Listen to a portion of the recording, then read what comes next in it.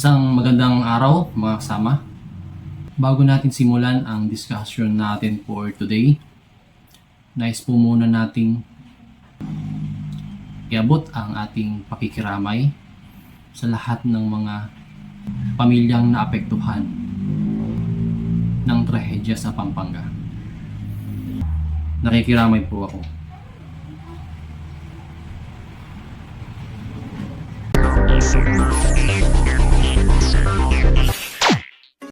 So ano nga po ba ang nangyari?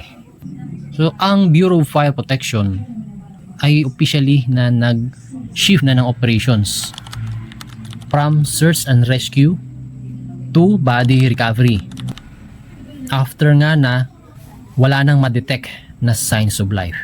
Isa sa mga biktima yung Malaysian tourist at yung 16 to 17 na construction workers na pinangangambahang nasa ilalim pa rin nung gumuhong gusali.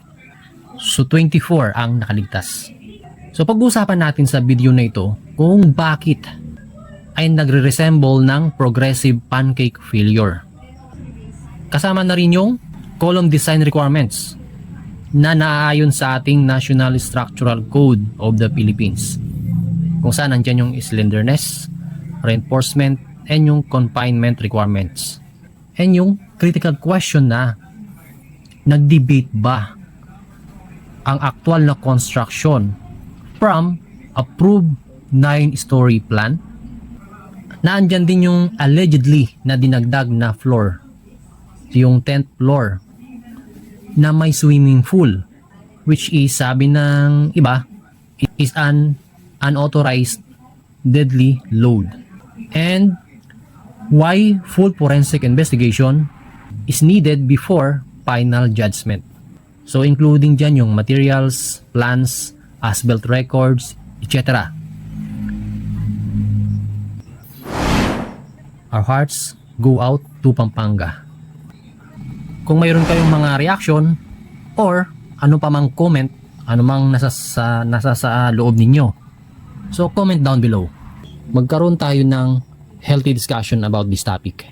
Again, this is not just another engineering video. This is about real lives. Sa mga nawalan ng mahal sa buhay, so nakikiramay po tayo. Isang pagsaludo nga pala sa katapangan at katatagan ng mga survivors at gayon na rin sa rescue teams na patuloy na nagtatrabaho para sa trahedyang ito. Mabuhay po kayo. So disclaimer lang po dapat wala tayong premature judgment dito hanggat walang lumalabas na forensic examination report.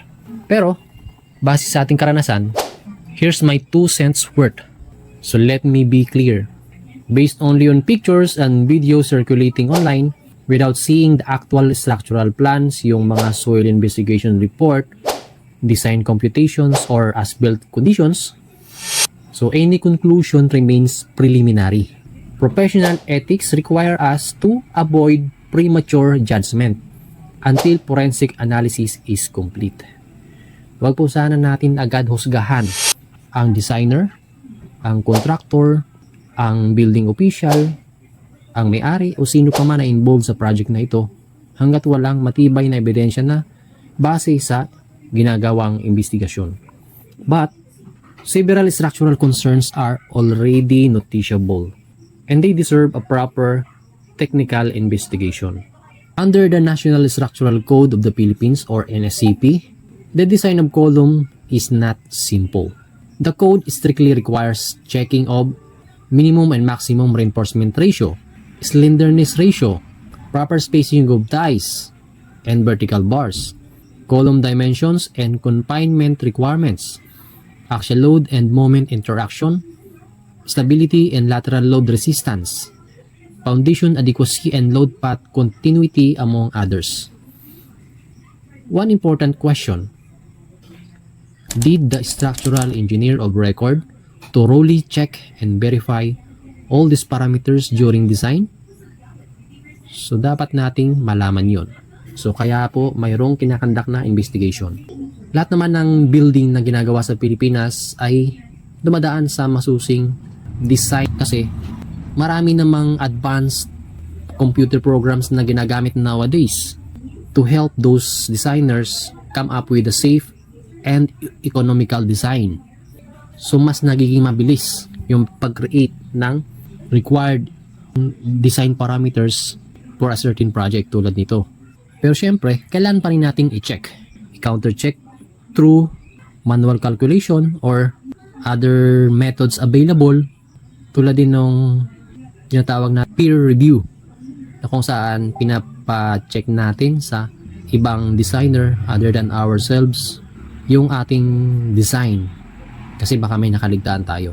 So titingnan yon during this forensic investigation. Then another thing, yung construction reality na kung saan may allegation na mayroong added floor, yung 10th floor na mayroong swimming pool. Here's where it gets critical. So according sa reports, yung structure na yan was originally approved as a 9-story building. But there are allegations of additional works involving a 10th floor swimming pool. So authorities are now investigating the possible violations at yung unauthorized structural modifications. So para po sa mga non-engineers, so ito po yung konteksto na yan.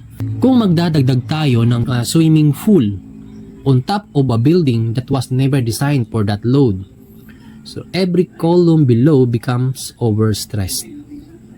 Every beam, every foundation. If additional dead loads and live loads were introduced without proper structural reanalysis, ito ay pwedeng makaapekto significantly sa tibay ng ating columns o yung mga poste, ng ating mga biga o yung beams, ng mga slabs, and yung ating foundation. Especially sa high-rise structures na tulad nitong hotel, na kung saan yung load accumulation becomes critical at lower levels. So kasi yung load ng upper floor, itatransmit niya doon sa next floor below.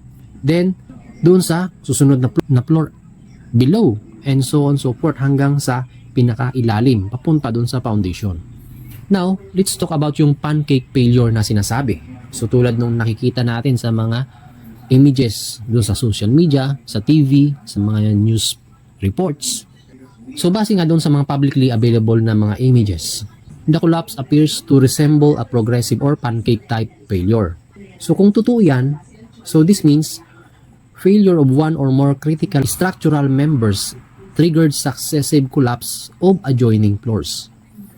But again, only a full forensic investigation can confirm the actual cause. Now, so ito yung isa sa mga ethical situation na dapat maintindihan lalo na ng mga engineers. So, based sa Canon 1 ng ating Code of Ethics, public safety is non-negotiable. Safety is not a negotiable line item. It is the absolute foundation of our license.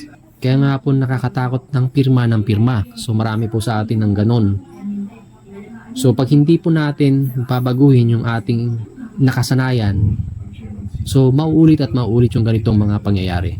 Canon 4 reminds us, civil engineers shall act as faithful agents or trustees and shall avoid conflicts of interest. Here's food for thought. When a client requests an unauthorized change, tulad na ng pagdadagdag ng 10th floor pool to a 9-story design, where does your loyalty lie? Our code dictates ultimate loyalty is never to the client's wallet, nor to the contractor's timeline. Our ultimate loyalty is to the public safety of the people who will occupy that space. So remember yung Hyatt Regency lesson natin noong 1981. 104 people died, 216 injured. Unauthorized changes kill. And having the courage to say no, especially sa mga request ng client, kung ito ay makakaapekto sa integridad ng ating mga ginagawang gusali o anumang struktura. Or more recently, various global structural failures. What do they have in common? They often happen not because of a lack of technical knowledge, but due to breakdown in communication, unauthorized design changes, a failure to speak up when safety standards were bypassed. So as professionals, we must have the ethical courage to say no when safety is compromised. Once again, our hearts go out to Pampanga. Habang gumugulong pa at patuloy ang investigasyon, magbasa at tayo po'y maghintay sa opisyal na ulat ng mga otoridad. Gamitin natin ang panahon na to para hindi magbatuhan ng sisi, kundi para muling suriin natin ang ating sariling mga proyekto, ang ating mga prinsipyo, at kung paano ba natin ipatutupad ang mga regulasyon sa pagtatayo ng mga gusali. Muli po, ang aming pong panalangin ay para sa mga pamilya ng naapektuhan sa Pampanga. Naway matuto tayo sa nangyaring trahedyang ito upang ito ay hindi na maulit pa. Marami pong salamat. God bless us all.